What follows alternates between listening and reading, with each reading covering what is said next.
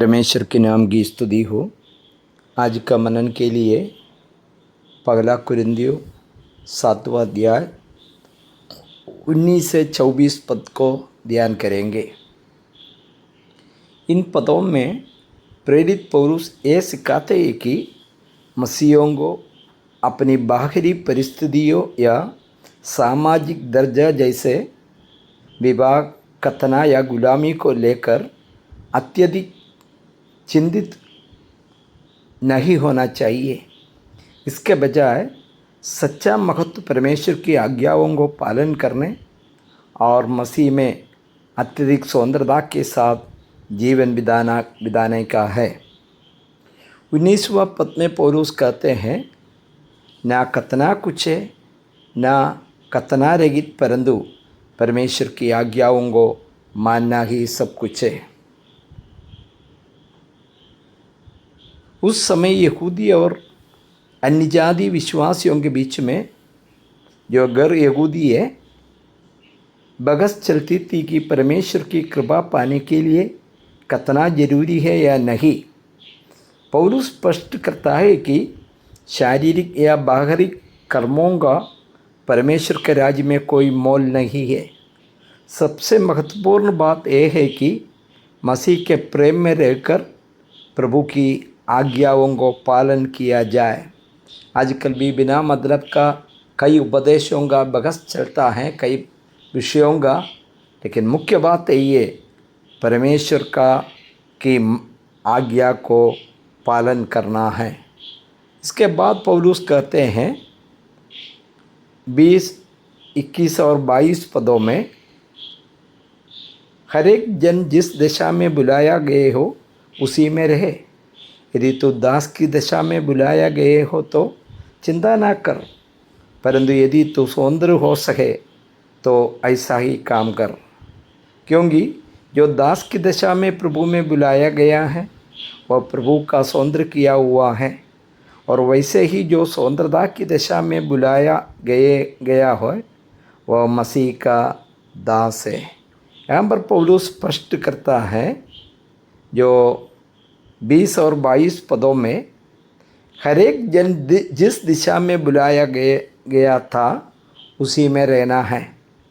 पौलुस विश्वासियों को सलाह देता है कि मसीह को ग्रहण करने के बाद उन्हें अपनी सांसारिक परिस्थितियों जैसे काम, विवाह या सामाजिक स्थिति को बदलने की जल्दीबाजी नहीं करना चाहिए। यदि कोई व्यक्ति गुलाम या दास था, बाइबल कहता है, और प्रभु पर विश्वास करने के बाद उसे अपनी गुलामी से निराशा नहीं होना चाहिए। हम प्रभु में स्वतंत्र बन गया है। ये बात उन्होंने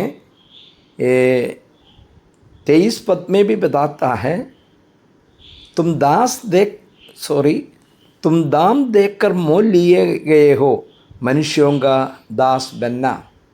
आज दास है वो स्वतंत्र है। यदि हम स्वतंत्र होकर के हम अपने को घमंड करता है तो पौलुस कहता है हम प्रभु में दास है। इसलिए 22 पद में बताते हैं, संसारिक दृष्टि से हम गुलाम हैं।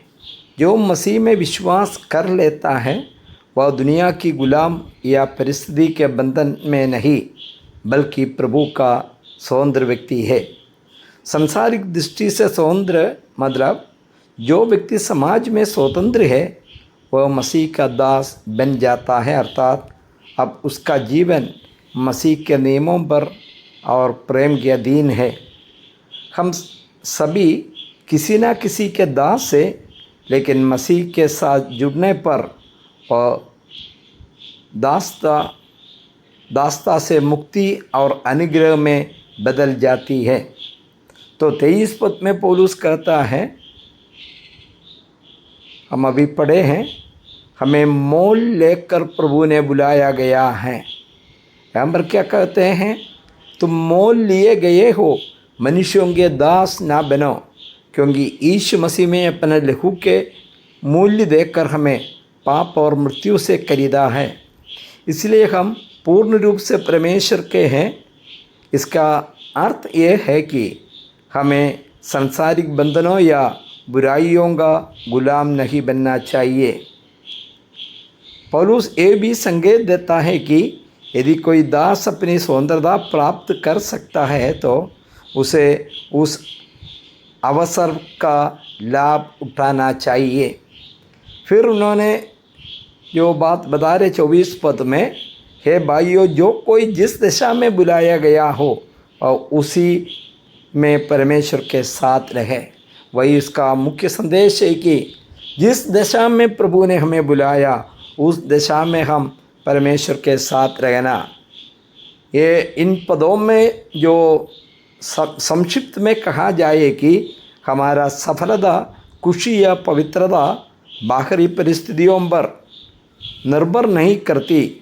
चाहे हम नौकरी में हो, व्यवसाय में हो या किसी कठिन परिस्थिति में हो, हमारा मुख्य उद्देश्य परमेश्वर की आज्ञाओं के अनुसार जीवन जीना और मसीह के अनुग्रह में बने रहते हुए उनका सेवा में समय बिताना। सुनने वाला सबको प्रभु आशीष दे। स्वर्गीय पिता, इन वचनों के द्वारा हम आपका वचन को पालन करने के लिए, आपका सेवा करने के लिए हमें सहायता कर। यीशु मसीह के मधुर नाम में मांगते हैं, सुनना और स्वीकार कीजिए। आमीन।